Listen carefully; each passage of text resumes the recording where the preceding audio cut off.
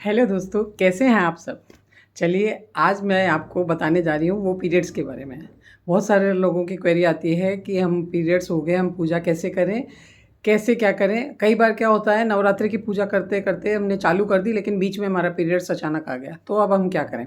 तो दोस्तों इसके लिए मैं बताती हूँ। पीरियड्स क्या होता है कि हमारा एक मासिक चक्र होता है, मासिक धर्म होता है, महीने में एक बार आता है। और इस दिन क्या होता है कि हमारे ब्लीडिंग चालू हो जाती है और उससे क्या होता है, हमारे शरीर से एक्स्ट्रा एनर्जी निकलने लग जाती है, बहुत ज़्यादा एनर्जी निकलती है। इसके लिए पुराने लोगों ने ये बनाया है कि हमारी हाइजीन बनी रहे। और वो एनर्जी जैसे इतनी ज़्यादा निकलती है, जैसे पापड़ है, अचार है, ये सब ख़राब हो जाते हैं हमारे सामने पड़ने से।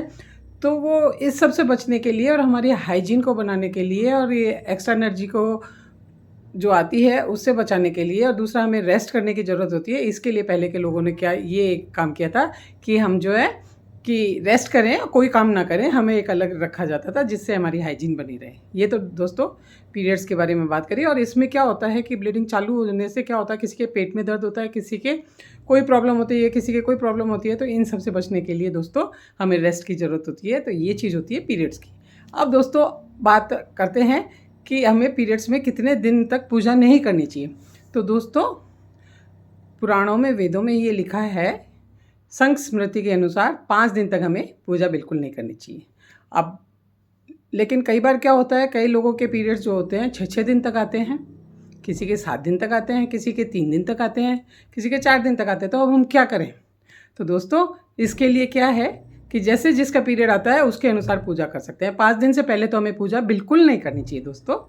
तो हमें जैसे पीरियड आ रहा है, हमें 4 दिन तक पीरियड आया है, तो हमें 5वें दिन अपना स्नान करना और सिर को धोना और उसके बाद हमें पूजा चालू कर देनी चाहिए, कोई दिक्कत नहीं होती। लेकिन यदि हमारे पीरियड आ रहे हैं, ब्लीडिंग हो रही है, तो हमें पूजा बिल्कुल नहीं करनी चाहिए। अब दोस्तों मैं बताती हूँ आपको कि हमने पूजा चालू कर दी, नवरात्रि का हमने बिठा ली, चालू कर दी। अब हमारे बीच में 3 दिन बाद, 4 दिन बाद, 5 दिन, जैसे भी हमारा पीरियड आ गया, अब हम क्या करें। तो दोस्तों यदि आपका पीरियड आ गया तो आप बिल्कुल पूजा नहीं कर सकती हैं। चाहे माता जी की पूजा हो, चाहे भगवान शिव को जल देना हो, चाहे किसी और राधा कृष्ण की पूजा हो, किसी की भी पूजा हमें नहीं करनी चाहिए। 5 दिन तक तो बिल्कुल नहीं करनी चाहिए। और जब तक यदि ब्लीडिंग हो रही हो तो बिल्कुल नहीं करनी चाहिए। तो यदि आपके बीच में पीरियड आ गया तो आप क्या करेंगे दोस्तों, आप ऐसा करेंगे कि आप अपनी जगह, आपके घर में कोई और जो भी हैं, आपके हस्बैंड होंगे, आपके बच्चे होंगे, तो उनसे कहिएगा कि वो जो पूजा आपकी रह गई है, आप नहीं कर पा रही हैं, वो पूजा करेंगे, वो जवारों में जल देंगे, वो अखंड ज्योत को संभालेंगे, वही माता को भोग लगाएंगे, वही आरती करेंगे। लेकिन कई बार क्या होता है कि हस्बैंड और बच्चे हमारे या तो उस टाइम होते नहीं हैं या फिर वो किसी कारण से पूजा अर्चना नहीं कर पाते, तो हम क्या करें। तो दोस्तों अपने आसपास मंदिर होता है, उनके पंडित जी को बुला के उनको कुछ दे के, दक्षिणा वगैरह कुछ दे दो, उनसे बात कर लो, वो आके हमारी पूजा जो बच्चे शेष दिन है उसमें वो कर जाएंगे। यदि वो भी नहीं हो तो अपने कई सेवादार होते हैं, जैसे अपना काम करने वाले आते हैं, उनको बोलो कि भाई आप नहा धो के आओ हमारे यहाँ और पूजा करें। और वो भी अपने पॉसिबल नहीं है दोस्तों, तो उसके अलावा सिर्फ एक तरीका भगवान ने बनाया है, वो है आपकी मानसिक पूजा।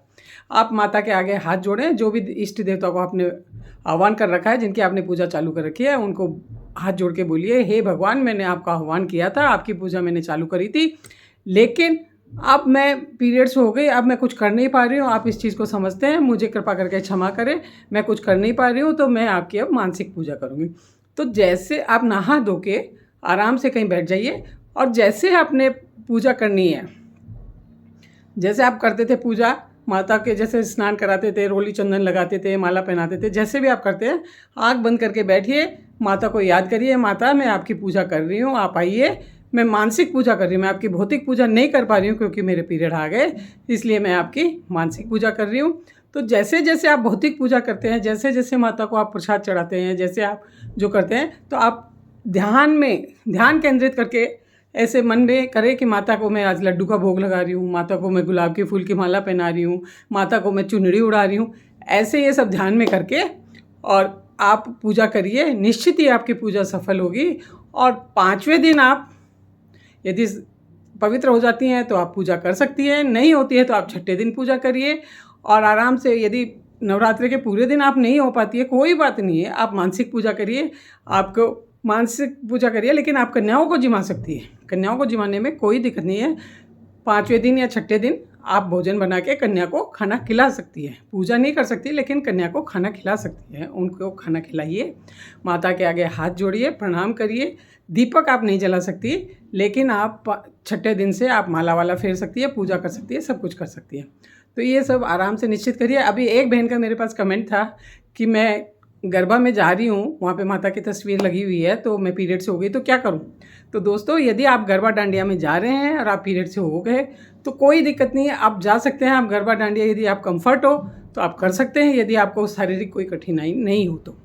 उसमें सिर्फ आपको इतना करना है, माता के फ़ोटो के पास में आपको नहीं जाना है, उसके अलावा सब कुछ कर सकती है। तो दोस्तों, आपकी यदि और भी कोई क्वेरी हो तो आप ज़रूर मेरे से पूछ सकते हैं। मैं आपका क्वेरी जो भी होगी उसका जवाब ज़रूर दूंगी। थैंक यू दोस्तों।